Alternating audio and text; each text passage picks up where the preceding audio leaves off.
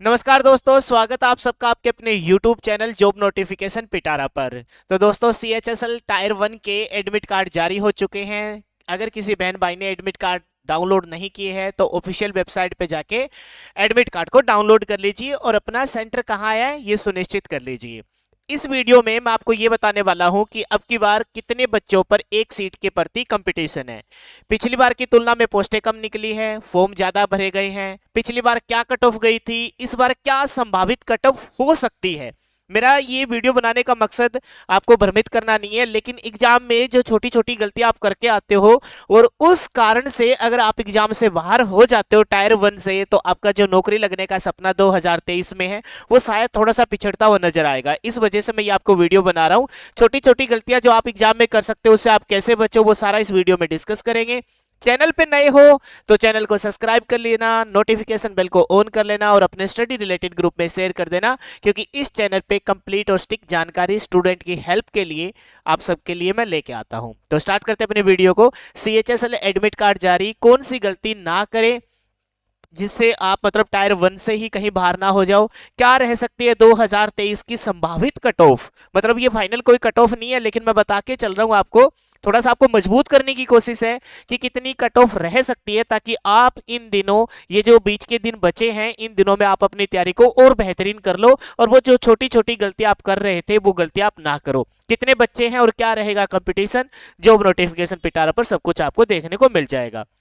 एक important information, जितने में मेरे बहन भाई है वो किसी भी गवर्नमेंट जॉब की तैयारी कर रहे हैं, अगर उनके कंप्यूटर का कोई सिंगल भी क्वेश्चन आता है तो उनके लिए बहुत बेहतरीन तरीके से और एक एक चीज को मैंने बेसिक से एडवांस लेवल तक का कंप्यूटर स्टार्ट किया है। चैनल का नाम है वीर कॉन्सेप्ट। इस चैनल पे जाके एक बार सिलेबस डिस्कस कर रखा है मैंने, उसको आप देखना, फिर आपको रियलाइज हो जाएगा कि किस लेवल का मैंने आपको यहाँ मतलब कंप्यूटर करवाया है। रिसेंटली एक राजस्थान पुलिस के बैच में मैंने पढ़ाया है, 20 में से मतलब किसी शिफ्ट में 20 आए हैं, 25 आए हैं, 22 आए हैं, 20 प्लस क्वेश्चन क्लास के कराए हुए नोट्स में से आ गए थे। तो आप सोचना कि मैंने किस हद तक कराया है। एक बार चैनल पे जरूर विजिट कर लेना। वीर कॉन्सेप्ट के नाम से ये चैनल है जिसमें मैंने कंप्यूटर का सिलेबस स्टार्ट किया है। आइए अब थोड़ा सा डिस्कस करते हैं कि एक्चुअल में कितने फॉर्म भरे गए हैं। तो देखिए, अब की बार कुल मिलाकर जो फॉर्म भरे गए हैं वो फॉर्म भरे गए हैं आपके कितने, तकरीबन तकरीबन आपके 32 लाख फॉर्म भरे गए हैं। कितने फॉर्म भरे गए हैं? 32 लाख फॉर्म भरे गए हैं। अनरिजर्व कैटेगरी में 6,39,000, ओबीसी के 12,87,000, ईडब्ल्यूएस के 1,88,000, एससी के 8,12,000 और एसटी के 3,07,000 के तकरीबन फॉर्म भरे गए हैं। उम्मीद तो ये की जा रही थी कि जो फॉर्म की संख्या है वो अब की बार कम रहने वाली है, क्योंकि पोस्टों की संख्या पिछले साल के कंपैरिजन में कम आई है, लेकिन फॉर्म भरे गए हैं ज्यादा, क्योंकि बेरोजगार दिन ब दिन बढ़ते जा रहे हैं, है ना। रोजगार सबको चाहिए और जो तैयारी करने वाले इंस्पिरेंट स्टूडेंट है उनको तो देखो डेफिनेटली गवर्नमेंट जॉब चाहिए ही चाहिए। देखिए, एक थोड़ी सी मैं एक पेपर की कटिंग लेके आया हूँ। CHSL मतलब SSC CHSL के करीबन 4500 पदों के लिए पोस्टों की उम्मीद करवा लगाई जा रही थी कि 5300 से 5500 या 6000 पोस्टें आएंगी, लेकिन पोस्टें ये 4500 के तकरीबन और फॉर्म भरे गए 32 लाख आवेदन आए हैं, यानी एक पद के लिए 719 उम्मीदवार फाइटिंग में है। एक पद पे मोटा मोटा मान के चलो 700 बच्चे हैं, लेकिन घबराने की जरूरत नहीं है बच्चों। अगर सही मायने में फाइट देखी जाए तो एक सीट के लिए पढ़ने वाले जो बच्चे रहते हैं वो 10 बच्चे रहते हैं और 10 में से एक बच्चा सिलेक्शन पढ़ने वालों में से लेता है। अगर आप कहोगे कि सर अच्छा 10 पढ़ने वालों में से एक का सिलेक्शन, भाई देखो यार, सरकारी दामाद बनने जा रहे हो, हर महीने के तुमको है ना ऐसे कोई 45 से लेकर 48,000 रुपए कोई ऐसे ही नहीं दे देगा। कुछ तो आपके अंदर काबिलियत होनी चाहिए। तो उसके लिए काबिलियत क्या है कि 10 में से एक धुरंधर आप निकलने वाले हो, इतना तो देखो होना ही चाहिए। और 10 में से एक वो बच्चा होगा जो थोड़ा सा स्मार्ट वर्क करेगा। क्या स्मार्ट वर्क करना है वो मैं इस वीडियो के लास्ट में आपको जरूर बताऊंगा। ठीक, आगे बढ़िए। इसने कहा है कि एसएससी की इस भर्ती परीक्षा के जरिए LDC junior secretary assistant and data entry operator के करीबन 42-45 पदों की भर्ती की जाएगी। इस बार डाक विभाग में पोस्टल असिस्टेंट और सॉर्टिंग असिस्टेंट के पद नहीं निकाले गए। बस यही खामियाजा भुगतना पड़ा कि तकरीबन 1200 से लेकर 1500 पोस्टें अब की बार क्या ये कम आई है। बस मीडिया रिपोर्टर के मुताबिक तकरीबन सबसे ज्यादा जो आवेदन आए हैं वो ओबीसी वर्ग से आए हैं, क्योंकि उनकी पोस्टें एज कंपेयर टू अदर कम थी, आवेदन ज्यादा है। कुल मिलाकर बता रखा है कि 32 लाख से ज्यादा यहाँ आपकी बार आवेदन है। एक बार एक डाटे पर और विचार कर लिया जाए। पिछली जो भर्तियां थी 2021 में तकरीबन 14 लाख फॉर्म भरे गए थे, लेकिन पोस्टों की संख्या 5200 प्लस थी। 2022 में 13 लाख है ना 50,000 यानी कि 13.5 लाख फॉर्म भरे गए थे और पोस्टों की संख्या 4500 थी। तो उस हिसाब से ना अब की बार उम्मीद थी कि तकरीबन 16 लाख फॉर्म भरे जाएंगे, है ना, और पोस्टों की संख्या 5300 प्लस आई। उल्टा हो गया, फॉर्म तो भरे गए 32 लाख, कितने लाख भरे गए? 32 लाख फॉर्म भरे गए, है ना, और पोस्टें कितनी हो गई? पोस्टें हो गई इससे कितनी कम? पोस्टों की संख्या आपको पता है कि सिर्फ 4500 पोस्टें, यानी कि 800 पोस्टों का क्या हो गया? नुकसान हो गया। उम्मीद तो ये लगाई जा रही थी कि पोस्टों की संख्या ज्यादा आएगी और अब की बार कंपटीशन कुछ कम हो जाएगा, लेकिन इसके विपरीत हुआ। पोस्टों की संख्या तकरीबन 1200 से लेकर 1500 पोस्टें कम आई। उम्मीद थी कि 5800 से लेकर 6000 पोस्टें आएगी, लेकिन वो पोस्टें इतनी नहीं आई। अब बात करते हैं कि पिछली बार 2022 के टायर 1 की कट ऑफ क्या रही है और इस बार क्या कट ऑफ रह सकती है, और वो कौन से पॉइंट के बारे में मैं बार बार बोल रहा हूं कि इन चीजों से आपको बचना है, क्योंकि मैंने थंबनेल में पहले ही आपको जिक्र किया था कि अगर ये छोटी गलतियां अगर आप निगलेक्ट कर दोगे तो डेफिनेटली आप देखो, तैयारी सबकी है, तैयारी है वही बच्चा इस वीडियो को देख रहा है। ऐसे कोई चलता फिरता बच्चा तो आया नहीं है इस वीडियो को देखने के लिए। तो जिसकी तैयारी है वो किन कमियों को मतलब पहले ही एग्जाम से दूर करके जाए, वो मैं आपको बताने वाला हूं। इससे पहले एक और इंपॉर्टेंट इन्फॉर्मेशन, जितने आप कहोगे सर क्या बीच में ऐड कर रहे हो, देखो यार मेरा मकसद है तुम लोगों को सही मार्गदर्शन देने का, है ना। तो ऐसे नहीं है कि मैं यहाँ से कोई पैसे ले रहा हूँ। देखो आपका भविष्य आपके हाथ में ही होता है, सही रास्ता और सही दिशा में एफर्ट लगाते हैं ना, उसी से सिलेक्शन होता है। तो ये मैंने 3 मतलब मैथ के चैनल स्टार्ट किए, वीर 8th क्लास मैथ, वीर 9th क्लास मैथ और वीर 10th क्लास मैथ। बेटा इन पे ना, इन तीनों चैनलों पे ना मैंने एक एक क्वेश्चन एनसीईआरटी का, कौन सी? एनसीईआरटी का एक एक क्वेश्चन ना बहुत बेहतरीन तरीके से एक्सप्लेन कर रखा है।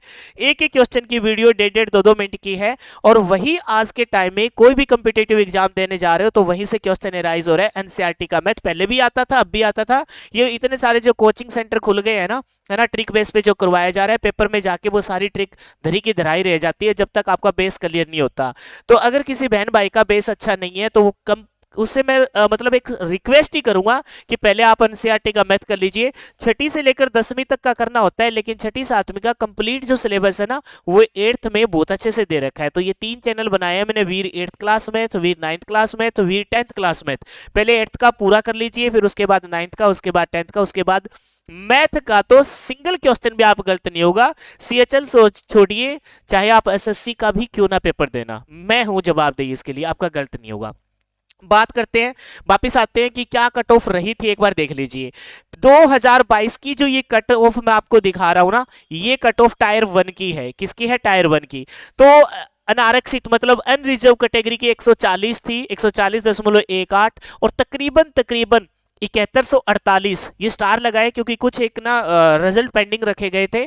7148 बच्चों को मतलब टायर 2 के लिए बुलाया गया। एससी के लिए 112.86, एसटी के लिए 104, ओबीसी की ज्यादा गई जाती है, अब की बार भी जाएगी 140, ईडब्ल्यूएस की 131, ईएसएम एक्स सर्विसमैन की आपको पता है कि बस वो पेपर क्वालिफाई कर जाए इतना ही काफी होता है, मात्र 55 गई थी। ओएच की 107, एचएच की 65, वीएच की 89, और अन्य पीडब्ल्यूडी अन्य जो फिजिकली हैंडीकैप्ड कैंडिडेट है उनके अलावा जो बच गए उनकी 56 गई थी। कुल मिलाकर टायर 2 के लिए 10 गुना कैंडिडेट बुलाने का टारगेट रहता है। पोस्टें थी पिछली बार तकरीबन 5200 और बाद में बढ़ गई थी पोस्टें, लेकिन 10 गुना बुलाया गया था तो 50,000 बच्चों को यानी कि 54,104 बच्चों को बुलाया गया था, जिसमें से सबसे ज्यादा जो बच्चे थे वो ईडब्ल्यूएस, है ना, ईडब्ल्यूएस के जो बच्चे थे वो सबसे ज्यादा थे। और सेकंड नंबर पे देखा जाए, नहीं सबसे ज्यादा थे एससी के बच्चे, और एससी से पहले ओबीसी के, मतलब ये ज्यादातर यहाँ बच्चे ज्यादा डिजर्व कर रहे थे। तो ठीक इसी प्रकार से अब की बार होने वाला है।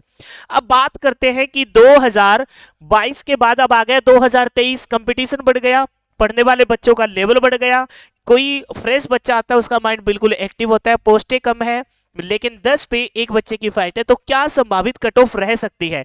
देखो मैं ये ना आपको मजबूत करने के लिए बता रहा हूं क्या अब की बार क्या कट ऑफ रह सकती है, लेकिन इससे कोई नेगेटिव में मत लेना, क्योंकि हाल फिलहाल में रीट की जो कट ऑफ जो लोगों ने मतलब जारी की थी, उस पे कुछ एक बच्चे डिप्रेशन में चल के, मतलब 2 बच्चों का ये भी सुना है कि सुसाइड भी कर ली। तो मेरा मकसद ऐसा कुछ नहीं है कि भाई आपको मतलब मैं भ्रमित कर रहा हूँ, मैं तो आपको थोड़ा सा मजबूत कर रहा हूँ, क्योंकि पेपर से पहले बना रहा हूँ। पेपर के बाद की कट ऑफ है ना, वो एनालाइज्ड बेस पे होती है, किसी को भ्रमित करने का कोई टारगेट नहीं होता।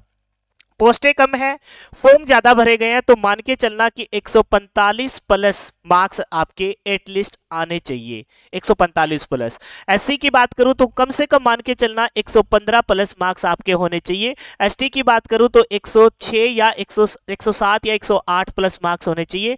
ओबीसी के ध्यान रखना, अब की बार 148 प्लस मार्क्स होंगे, तब आपका टारगेट अचीव होगा। बात करूं ईएसएम की, तो ईएसएम में आपको पता है कोई ज्यादा मैटर नहीं करता, फिर भी मैं बता देता हूं कि 135 प्लस मार्क्स आपके होने चाहिए।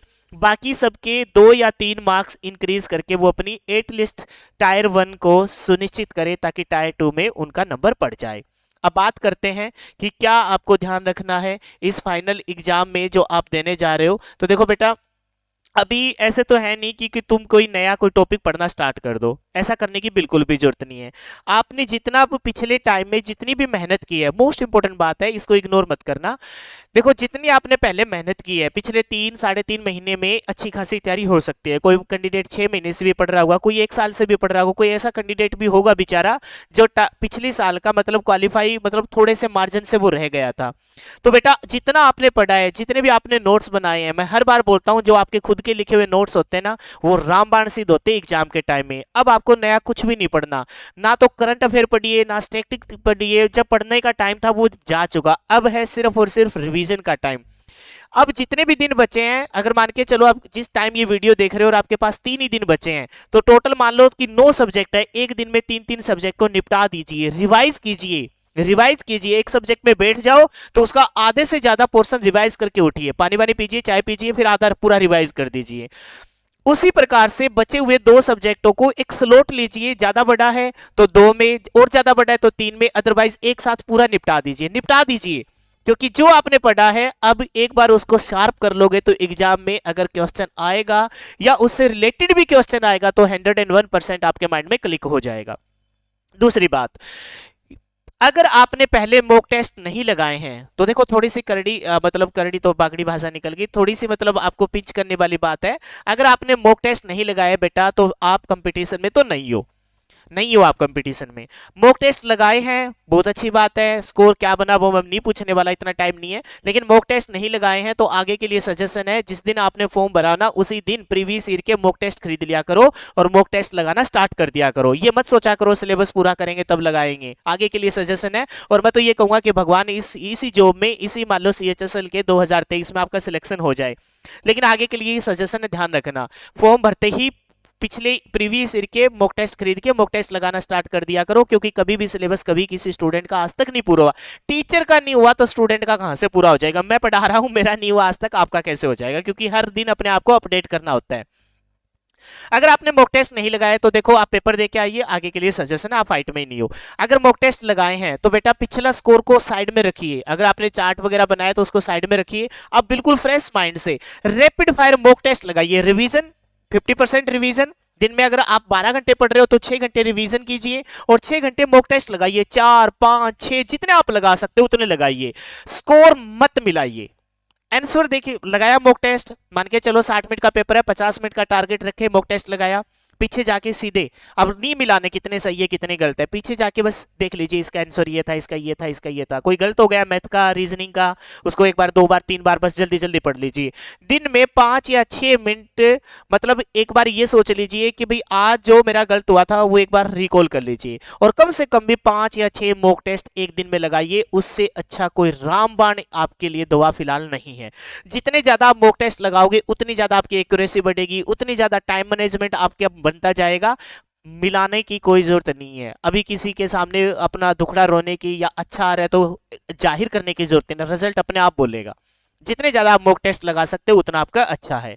लास्ट बट नॉट लीस्ट, भाई बेटा पॉजिटिव सोचना भी एक चीज होती है ना।